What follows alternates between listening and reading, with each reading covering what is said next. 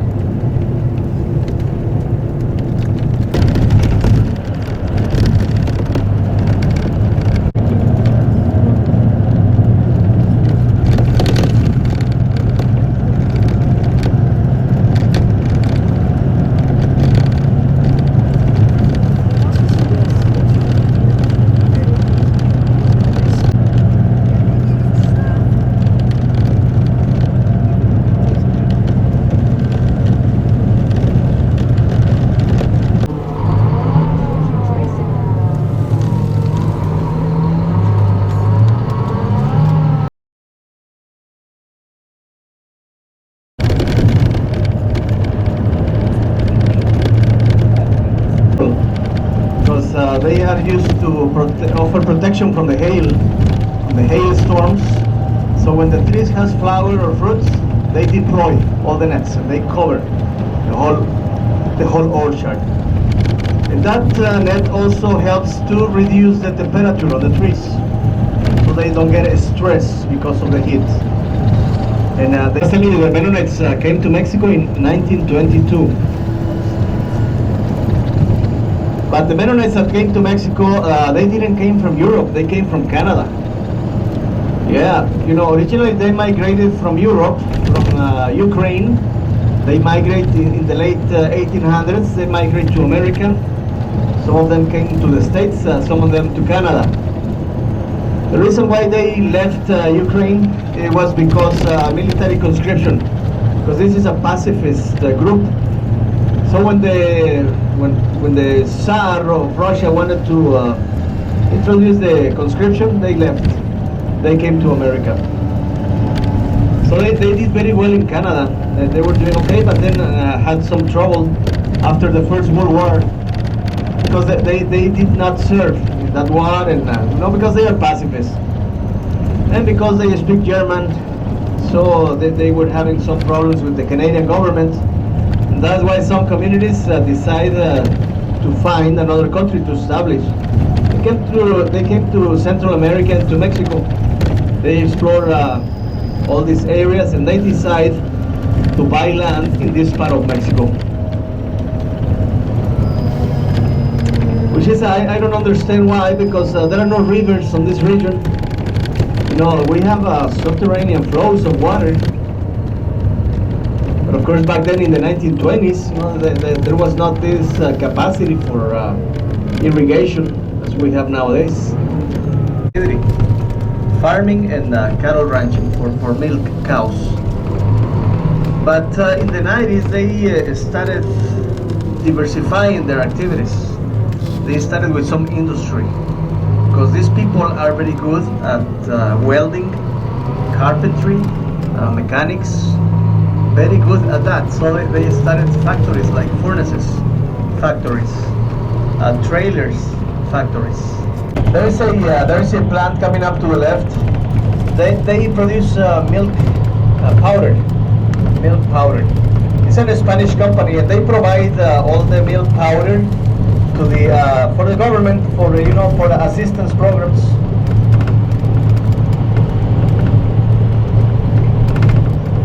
So they buy the milk from these Mennonite farms. Because they have these cows that they have to milk twice a day. Will give you like at least 20 liters a day, 30 liters, 40 liters a day. So you have to process that milk. That's why we also have a number of cheese factories on the area. Mennonites, before they accept, they request from the Mexican government to have some privileges, like have their own religion, speak their own language, have their own schools, exemption from the military service. And besides that, the Mexican government gave them 50 years free of taxes. Because Mexico was coming out of this revolution, so Mexico was broken.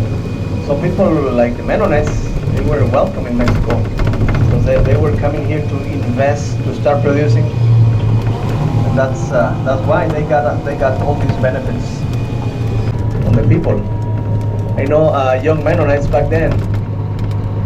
They used to go to the city, to the Mexican town, to rent rooms at the hotels. The reason to rent a room at the hotel? Television. Yeah. Cable television. Oh yeah. So innocent, yeah, but for them it was a wild thing.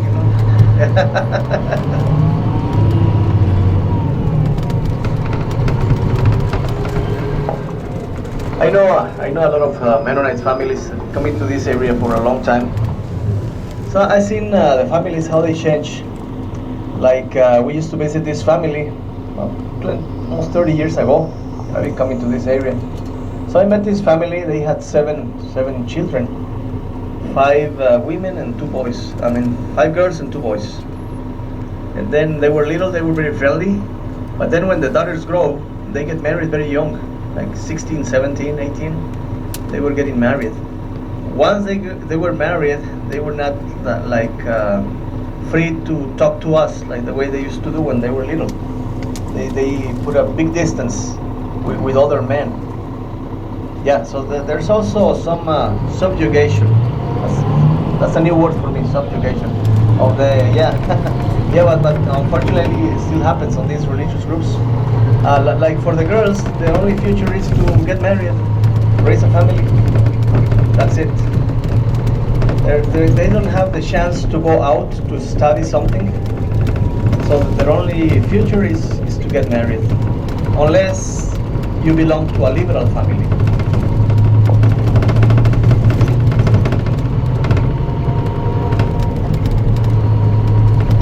Yeah, I have a friend who she divorced and then she got married to this Mennonite man. Yeah, I mean she's doing very good economically.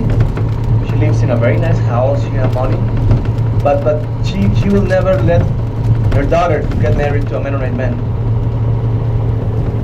And they are liberals, but still, men have that attitude towards women. Yeah, not much freedom for the women.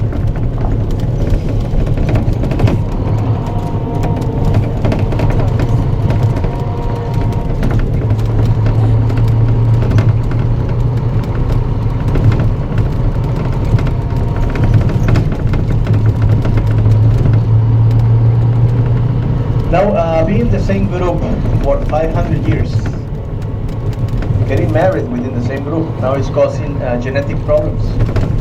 Now, not exactly inbreeding, but the gene pool is so small that is now causing problems. They test the DNA of Mennonites and it's the same than 500 years ago, because they haven't gotten different blood or new fresh blood.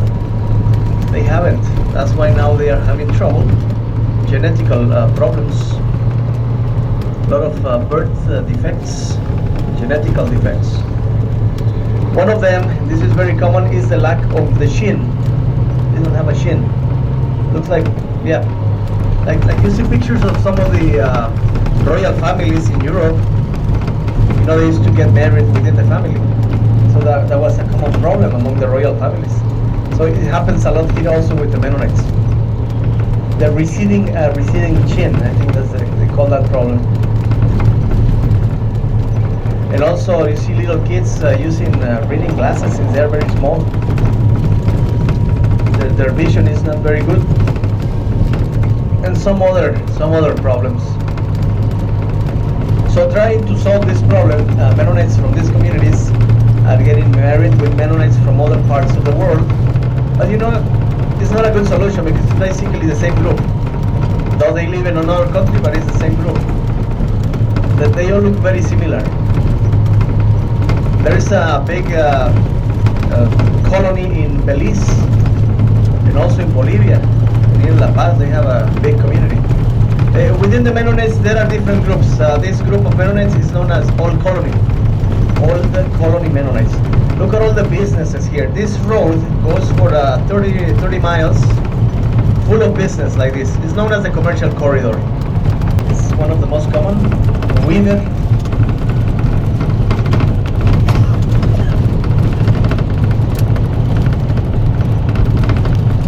Yeah, but believe it or not, these businesses belong to these people, hardworking people. They have that reputation, and they get along very well with their Mexican neighbors. I say the Mexican neighbors, I'm talking about the non-Mennonites. So though you can convert to the Mennonite religion, for the Mexicans that are converted to the Mennonite religion, which is a Christian religion, they are known as the Menomex. Menomex, yeah. Like a convenience store. Yeah, you're right. Menomex. Menomex, yeah. You know that the founder of this group, it was back in the times of Martin Luther, when Protestants. So it was a Catholic priest from Holland, 1546. His name was Menno Simons, hence the name Mennonites, the followers of Menno Simons. And then from that group, another leader emerged and he broke apart from the Mennonite group. He was Jacob Amman. You know who's Jacob Amman? Founder of the Amish. They have the same origins. The Amish are more radical. From time to time we see Amish here in the Mennonite communities, and they come to teach English to the Mennonites. For the Mennonites, it's easier to learn English. Most of them are bilingual in English and German, and they speak some Spanish, but it's easier for them to learn English. It's more similar to German. Yep. My favorite house is this one coming up to the left.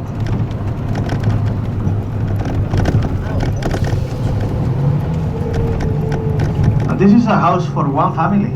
150 on this colony. Yep. When you see a satellite dish in the house, that's because they are liberals. They have television.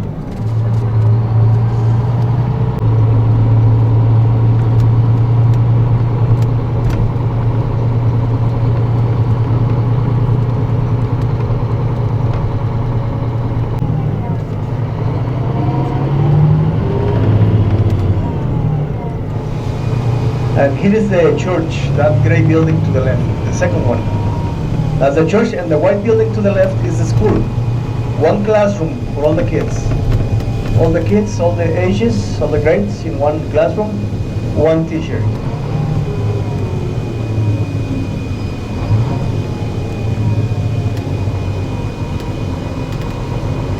And this, my friends, is the cheese factory. I'm gonna buy a bar of cheese so we can try it tomorrow with a glass of wine.